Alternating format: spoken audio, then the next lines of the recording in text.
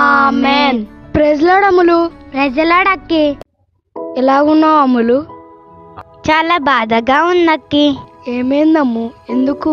మనం సండే స్కూల్లో ఎంత ఎంజాయ్ చేసేవాళ్ళం అక్కి, కానీ ఇప్పుడు చూడు మన ఇద్దరమే ఉన్నాం.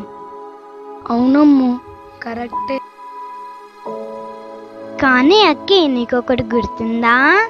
ఏంటమ్ములు? అక్కి, మనకి అన్ని ఉన్నప్పుడే కాదు లేనప్పుడు కూడా దేవుని ఆరాధన, అప్పుడే మనకు శక్తి ఉంటుంది. అమ్ము, మనమైతే ఆరాధన చేద్దామా? సరే అక్కి.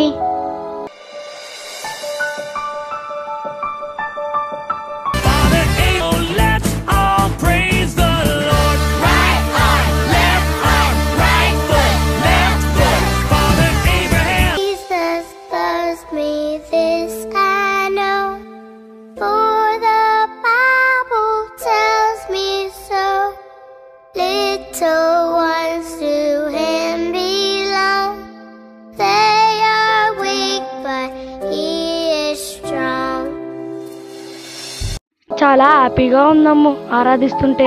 అవునక్కి. అమ్ము, నీకు ఒకటి అడగాల? అడగక్కి. నువ్వు దేవుణ్ణి ప్రేమిస్తున్నావు అమ్ము? అక్కి, ప్రేమిస్తున్నా. ప్రూఫ్ ఏంటి? దేవుణ్ణి నేను ప్రేమిస్తున్నందుకు ప్రూఫా? ఎట్లా చెప్పాలి?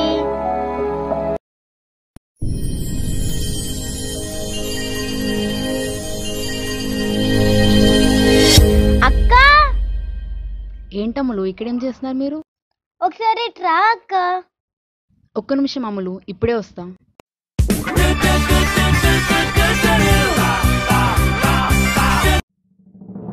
ఏమైందమ్ములు? నీకొకటి అడగాల అక్క? అడగమ్ము. అక్క, నువ్వు దేవుణ్ణి ప్రేమిస్తున్నావా? అమ్ములు, ప్రేమిస్తున్నా. అయితే ప్రూఫ్ ఏంటక్క? దేవుణ్ణి ప్రేమిస్తున్నా అని చెప్పడానికి ప్రూఫా? అసలు మీకు ఈ క్వశ్చన్ ఎలా వచ్చిందిరా? అదే అక్క, ఇప్పటివరకు మేము వర్షిప్ చేసాం, దాంట్లో నాకు అనిపించింది యేసయ్య తన ప్రాణాన్ని మన కోసం పెట్టాడు, అది ప్రూఫ్ కదా. కానీ మనం ఆయనను ప్రేమిస్తున్నట్టు ప్రూఫ్ ఎలా చేయగలం? మంచి ప్రశ్నే అమ్ములు, ఇప్పుడు దాకా నేను ఆలోచించలేదు. సరే, మరైతే దాని ఆన్సర్ మనం బైబిల్లో చూద్దామా? సరే అక్క. సరే, మరి చూద్దాం మనం ఒకసారి. జాన్ 14:21, యోహాను సువార్త 14:21. నా ఆజ్ఞలను అంగీకరించి వాటిని గైకొనివాడే నన్ను ప్రేమించువాడు. నన్ను ప్రేమించువాడు నా తండ్రి వలన ప్రేమింపబడును.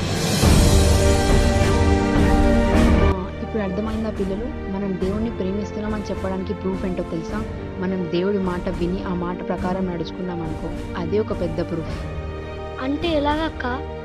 అదే అక్కి, అక్క వాళ్ళ మమ్మీ చెప్పంగానే బట్టలు ఆరేయడానికి వచ్చింది కదా, అంటే వాళ్ళ మమ్మీ మాట విన్నట్టు, అలాగే దేవుడు ఏం చెప్పినా చేయాలి, అంతే కదక్క?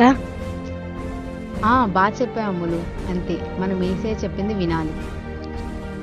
ఇందాక 21 చదివాం కదా, ఇప్పుడు 24లో ఏముందో తెలుసా?